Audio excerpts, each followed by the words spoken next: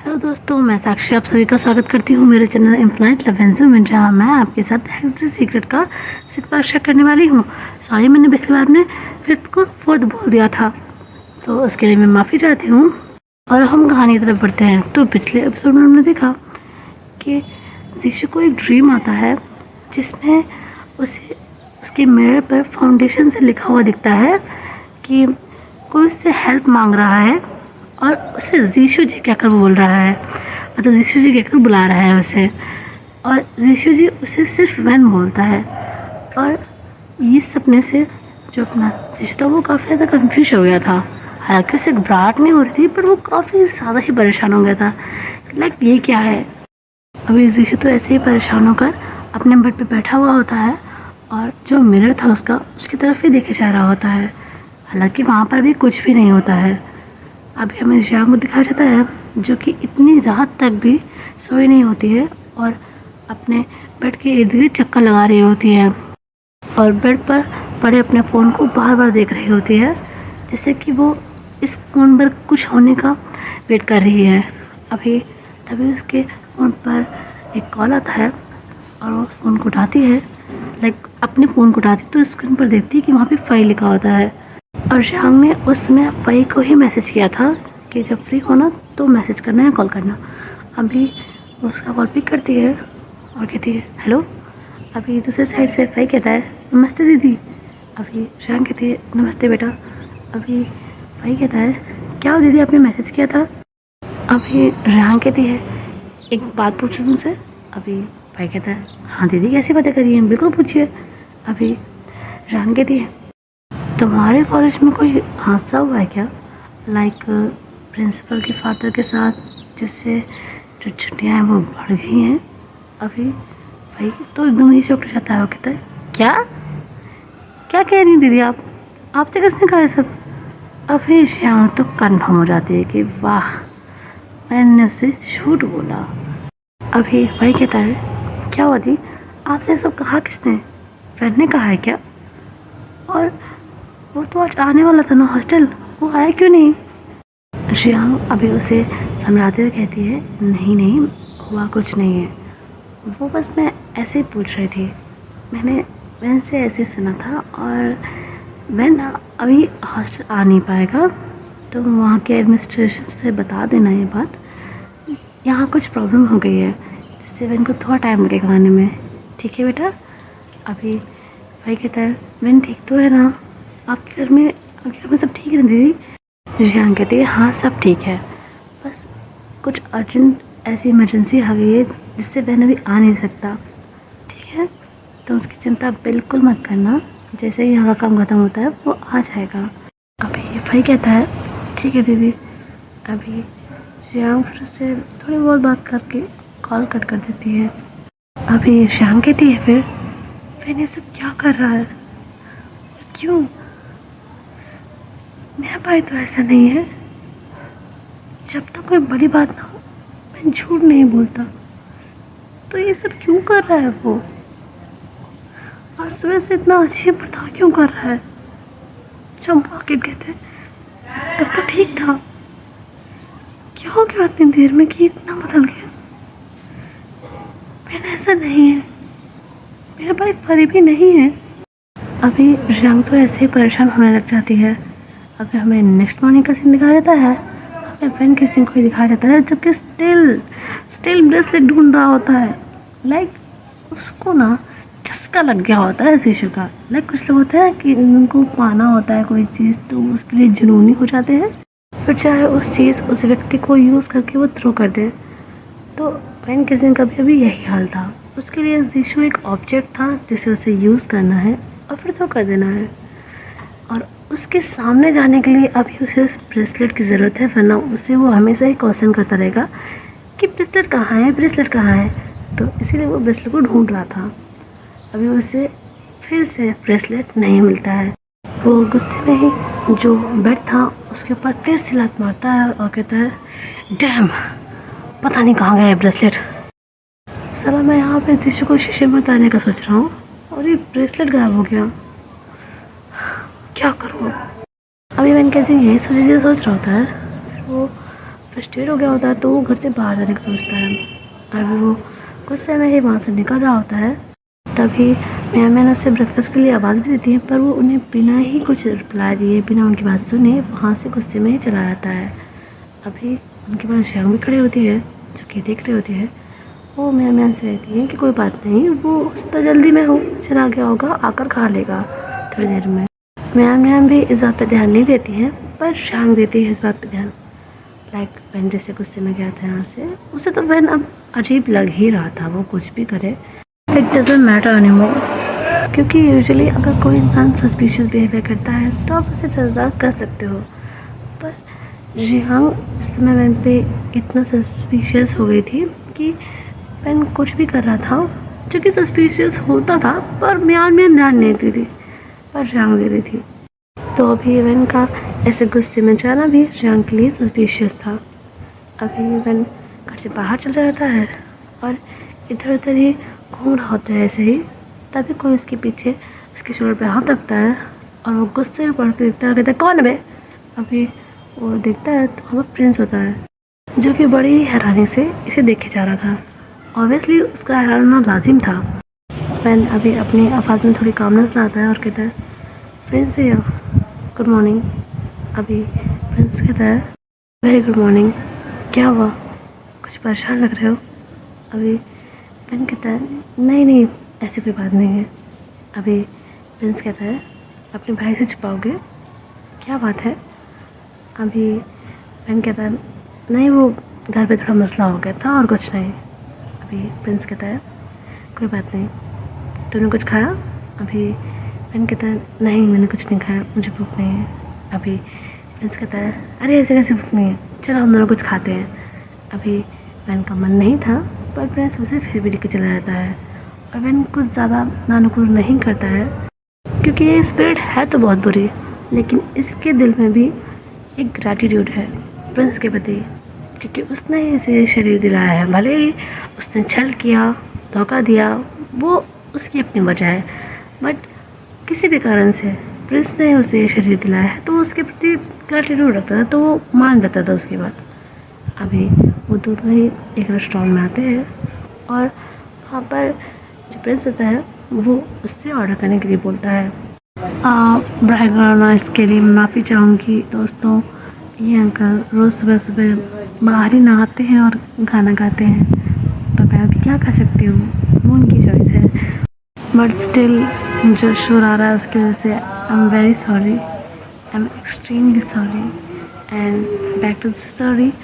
जब अपना Prince van से कहता है कि वो ऑर्डर कर ले, तो वैन उससे पूछता है कि वो क्या खाएगा, जिस पे प्रिंस कहता है कि वो जो मंगा दे वो खा लेगा। अभी वैन उसके हाथ पे नोट करता है और जो वहाँ पर वेटर था उससे 2 मशरूम टोस्ट और 2 कोल्ड कॉफ़ी लाने के लिए कहता है। अभी वैन केजन के मुँह से ये सुनकर प्रिंस तो बहुत ही बुरी तरह से हैरान हो जाता है, बिल्कुल वैसे ही हैरान होता है जैसे कि उस समय वो रोड पर हुआ था, बल्कि उससे ज़्यादा ही हुआ था।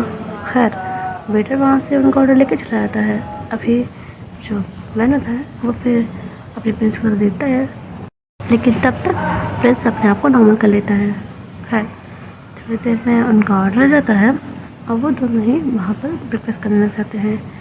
अभी वैन तो आराम से ही अपना ब्रेकफास्ट कर रहा होता है, लेकिन प्रिंस बार बार बीच बीच में उसकी तरफ देख रहा होता है, बहुत ही अजीब तरह से। अभी ना वहाँ पर ना जो भाई था वो आया होता है अपने किसी दोस्त से मिलने रेस्टोरेंट में। बेसिकली भाई जो है ना वो वैन क्या काम वाला ही करता है, बट वो एक कॉलेज स्टूडेंट भी है, पर वो रेगुलर कॉलेज नहीं जाता। कुछ लोग होते हैं ना जो रेगुलर कॉलेज नहीं जाते किसी भी रीज़न से। सो भाई जो था वो भी नहीं जाता था, वो फ्रीलांसिंग जो काम होता है ना वो वाला काम नहीं करता था, यहाँ पर भी काम करता था।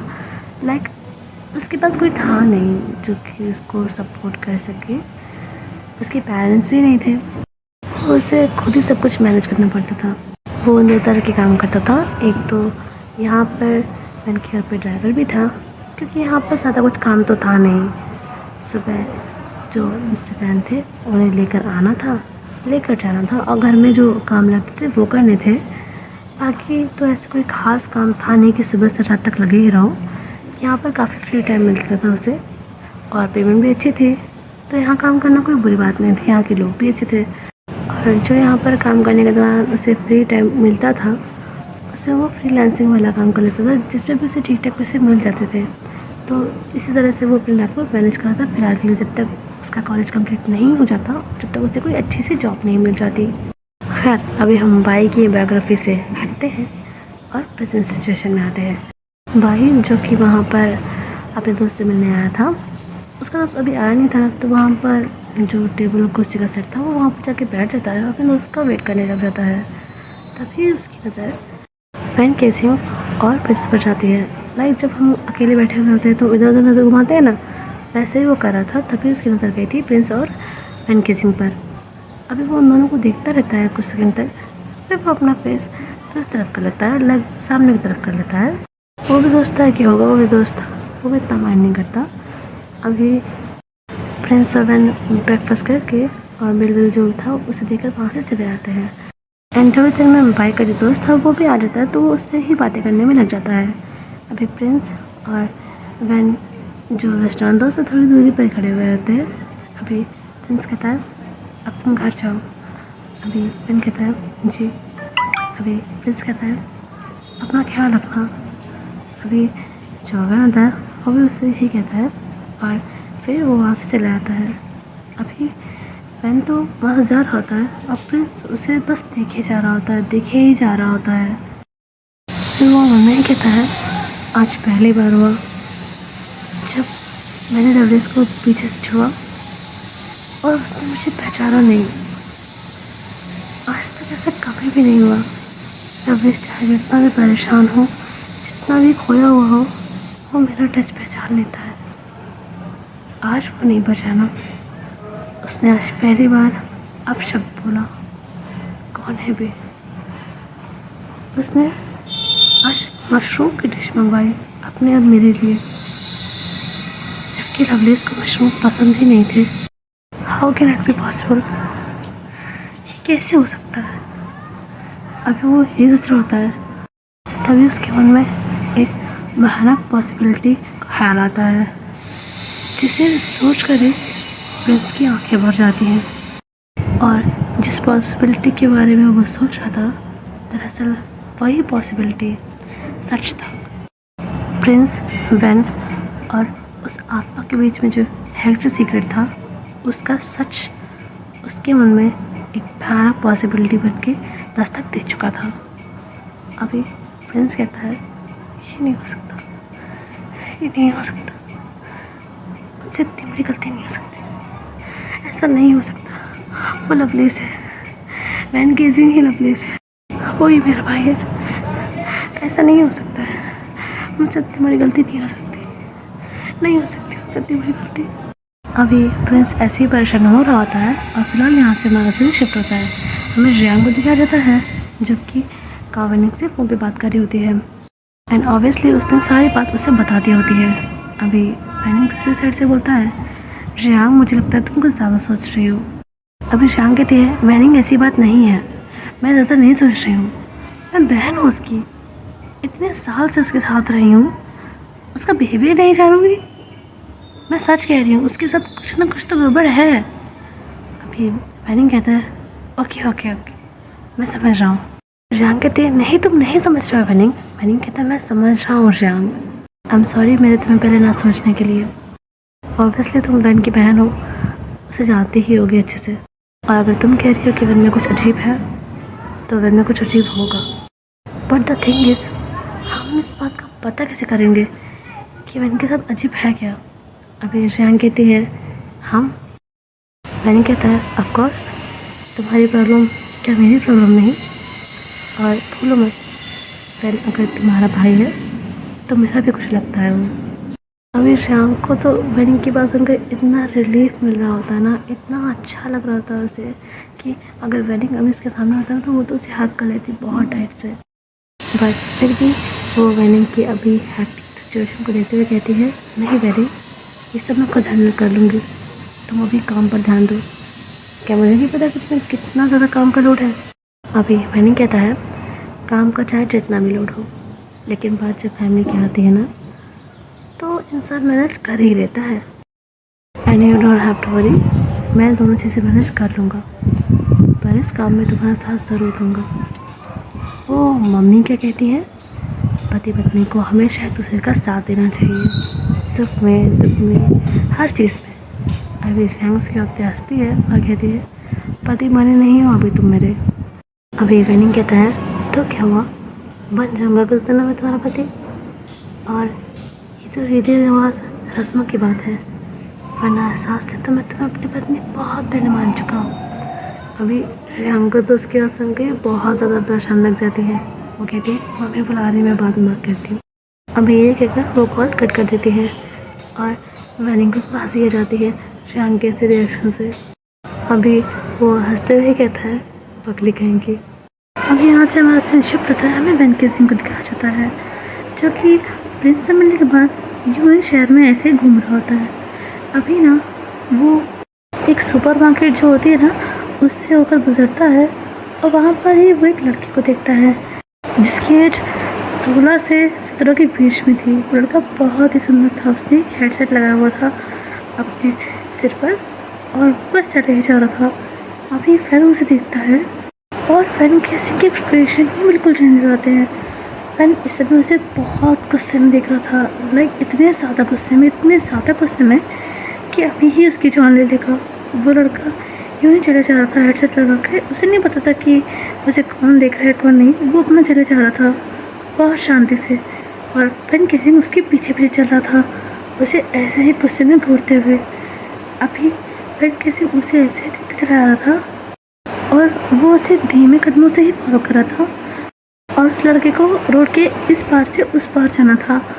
तो वो लड़का जो रोड थी उस पर अपना हेडसेट बंद करके हेडसेट को हटा के बड़े आराम से इस साइड से उस साइड जा रहा होता है और वेन केसिंग उसे ही घूरते हुए बस चले जा रहा था उस रोड पर। अभी वो लड़का तो बड़े आराम से रोड क्रॉस कर लेता है और वेन केसिंग के टाइम पे वो धीमे धीमे ही चल रहा था। तो एक कार थी जो उस साइड से आ रही थी, वो बहुत हॉर्न दे रही थी, वो आए जा रही थी और हॉर्न दिए जा रही थी, पर इन जनाब को कोई होश ही नहीं था। अभी वो कार उसके बहुत पास जाती है और वेन केसिंग उसे देखता है उस कार की तरफ। फाइनली जब आवाज़ जो है बहुत करीब आ जाती है तो देखता है उसकी तरफ, जब तक कार बहुत पास जाती है तो डर के एकदम से नीचे गिर जाता है। अभी वो ड्राइवर कार रोक देता है और उस कार से बाहर निकलता है। अभी फैन उसे देखकर गुस्से में कहता है, इतने में क्यों रुक गया, हाँ इतने में क्यों रुक गया, मेरा सैंडविच बना के रुक जाता ना। अभी वो ड्राइवर कहता है, ओ हेलो मिस्टर, ये सड़क है, रोड है चलती हुई, बगीचा नहीं है जहाँ आप बेफिक्र होकर टहल रहे थे। अभी फैन कहता है, एक तो चोरी ऊपर से सीना चोरी। अभी वो ड्राइवर कहता है, सीधा चोरी तो मैं बताता हूँ। अभी वो ऐसे ही बोलता है, तभी उस कार का जो पीछे वाला हिस्सा था वहाँ का गेट खुलता है और वहाँ से अपना जीशू निकलता है। लाइक वो फ़ोन में कुछ काम कर रहा था और ये ड्राइवर कार चला रहा था और उसे पता नहीं था कि लाइक सामने क्या हो रहा है, वो अपने काम में ही बिजी था। अभी जब ये कार रुकी है, ये तमाशा शुरू हुआ था, उसे समझ में आया कि लाइक कुछ मसला हो गया है। अब वो कार से बाहर निकल गया होता है और अभी वो वैन को देखता है आगे चल के और वैन उस आदमी को कुछ बोलने ही वाला होता है ख़राब सा, लेकिन तभी उसकी नज़र शीशे में पड़ जाती है और वो एकदम से चुप हो जाता है, क्योंकि ऑब्वियसली भाई भक्तों को फंसाना है, ऐसे ही इमेज थोड़ी ना ख़राब कर देगा अपनी। अभी जब शीशु को देखता है वहाँ पर तो एकदम से घबरा जाता है और घबरा कर वो उसके पास आके बैठता है और उसके शोल्डर पर उसको पकड़ता है और कहता है, फैन क्या हुआ, तुम्हें कहीं चोट लग गई है। अभी उसका ड्राइवर एकदम हैरान कि लाइक ये क्या सीन है भाई। अरे वो फिर चुपचाप बस सब देख रहा होता है। अभी वैन एकदम ही बेचारा बनते हुए कहता है, हाँ हाँ। जब कार एकदम से सामने देखी तो पीछे मुड़ने लगा और गिर गया, लेफ्ट पैर में बहुत दर्द हो रहा है, बहुत ज़्यादा। अभी जीशु से कंसोल करते हुए कहता है, let me take you to the hospital, okay. अभी फ्रेंड कहता है, नहीं मैं ठीक हो जाऊँगा, बस मेरी हेल्प कीजिए उठने में, मैं घर चला जाऊँगा। अभी जीशु कहता है, पागल मत बनो, मैं तुम्हें हॉस्पिटल लेकर जा रहा हूँ। अभी फ्रेंड कहता है, नहीं आप किसी काम से जा रहे हैं ना, आप अपना काम कीजिए, मैं चला जाऊँगा। अभी शीशु कहता है जस्ट शट अप ओके, तुमसे ज़रूरी कुछ नहीं है, मैं तुम्हें हॉस्पिटल लेके जा रहा हूँ अभी इसी वक्त, और बेहतर होगा तुम अभी शांत रहो और अपनी एनर्जी बचाओ। वही कहकर जो शीशु होता है वो वेन को ब्राइडल स्टाइल में उठाता है और उसे अपनी कार तक लेके जाने लगता है। शीशु भी बहुत वरिड होता है और वो सामने की तरफ भी देख रहा होता है, और वेन केसिंग शीशु की तरफ देख रहा होता है। वो किसी ईमेल इस्तेमाल करता है और मन नहीं कहता है, हुजूर तो मेरे लिए बिल्कुल लट्टू मालूम पड़ते हैं। अब जब बकरा खुद हलाल होने के लिए तैयार है तो कसाई बेचारा क्या करे। साउथ शीशु, तुम जैसे इडियट को अपने बिस्तर तक लाना कोई बड़ी बात नहीं है, सो इजी टू हैंडल। अभी ये सब चीज़ें सोच कर वो स्माइल करता है, और जो वो स्माइल ही करता है वो ईविल वाली स्माइल नहीं करता, नॉर्मल वाली स्माइल करता है। और शीशु के गले में जो उसकी बाहें थी उसे वो और कस के बांध लेता है, और उसका जो जिसका अपर साइड था, जो शोल्डर के जस्ट नीचे का हिस्सा था, वहाँ पर ही अपना सर को रख लेता है। वो स्माइल करना भी बंद कर देता है और अपनी आँखें भी बंद कर देता है। अभी शीशु उसकी तरफ देखता है क्योंकि उसने उसके शोल्डर के नीचे वाले हिस्से पर अपना सर रखा था, तो देखता है तो वो अपनी आँखें बंद करके रखे हुए होता है। अब शीशु को लगता है कि वो बहुत पेन में इसलिए वैसा कर रहा है। अभी वो तो और भी ज़्यादा बढ़ जाता है। अभी जो उसका ड्राइवर होता है वो जो पीछे वाला गेट था उसे खोल देता है। अभी वेन को लगता है कि शीशु और वेन दोनों ही वहाँ पीछे वाली जो सीट है वहाँ पर बैठेंगे, लेकिन जो अपना शीशु होता है वो वेन को वहाँ पे बैठा के उसको वहाँ पे डाल देता है, और वो जो आगे वाली फ्रेंड सीट थी वहाँ पे आके बैठ जाता है। अभी वेन केसिंग के अरमानों पे तो शीशु पानी ही फेर देता है। अभी वेन केसिंग वहाँ पीछे वाली सीट पर लेटा तो वो था, पर वो बहुत ही गुस्से में शीशु को देखे जा रहा था। अभी वो मन में ही कहता है जर्क, कोई बात नहीं, कहते हैं कि जो चीज़ आसानी से ना मिले उसे पाने के बाद तबाह करने में बहुत मज़ा आता है। तुम्हें भी तबाह करने में मुझे बहुत मज़ा आएगा शीशु, just wait and watch. And फिलहाल के लिए इतना ही गाइस, मैं मिलती हूँ आपको मेरी सेकेंड FF कहने को हम सफ़र के नेक्स्ट चैप्टर में। तब तक के लिए वीडियो पसंद आया हो तो लाइक कर दीजिएगा, चैनल पर नए हैं तो सब्सक्राइब कर दीजिएगा, वीडियो को शेयर कर दीजिएगा, एंड कमेंट में जय वेंसू तो लिख दीजिएगा guys. I am very very very sorry guys. एक तो आज शोर का बहुत इशू है, लाइक बहुत ही ज़्यादा शोर हो रहा था, और दूसरी बात कि इसका अपडेट भी आज मैंने बहुत ही शॉर्ट दिया है, मैं उसके लिए बहुत शर्म प्रार्थी हूँ। नेक्स्ट टाइम से इसका अपडेट थोड़ा सा और लॉन्ग बनाऊँगी, लाइक जितना पिछली बार दिया था उतना तो एटलीस्ट दूँगी ही दूँगी। लाइक आई नो कि ये बहुत कम है, but I promise next time से इससे तो लॉन्ग ही रखूँगी अपडेट। बस इस बार मुझे माफ़ कर दीजिएगा गाइस। एंड फिलहाल मैं साक्षी आप सभी से विदा लेती हूँ, मिलती हूँ मेरी सेकेंड FF कहने को हम सफ़र के नेक्स्ट चैप्टर में, और हम नेक्स्ट वीक इस FF के नेक्स्ट चैप्टर में मिलेंगे। ओके, तब तक के लिए बाय बाय, जय वेंसू, please take care of yourselves guys, love you all, bye. Hello दोस्तों, मैं साक्षी आप सभी का स्वागत करती हूँ मेरे चैनल इन्फिनाइट लवेंसू में, जहाँ मैं आपके साथ हेक्स सीक्रेट का सिक्स शेयर करने वाली हूँ। सॉरी, मैंने पिछली बार अपने 5th को 4th बोल दिया था, तो उसके लिए मैं माफ़ी चाहती हूँ। और हम कहानी की तरफ बढ़ते हैं। तो पिछले एपिसोड में हमने देखा कि शीशु को एक ड्रीम आता है जिसमें उसे उसके मिरर पर फाउंडेशन से लिखा हुआ दिखता है कि कोई उससे हेल्प मांग रहा है, और उसे शीशु जी कहकर बोल रहा है, मतलब शीशु जी कहकर बुला रहा है उसे, और शीशु जी उसे सिर्फ वैन बोलता है। और ये सपने से जो अपना शीशु था वो काफ़ी ज़्यादा कंफ्यूज हो गया था। हालांकि उसे घबराहट नहीं हो रही थी, पर वो काफ़ी ज़्यादा ही परेशान हो गया था, लाइक ये क्या है।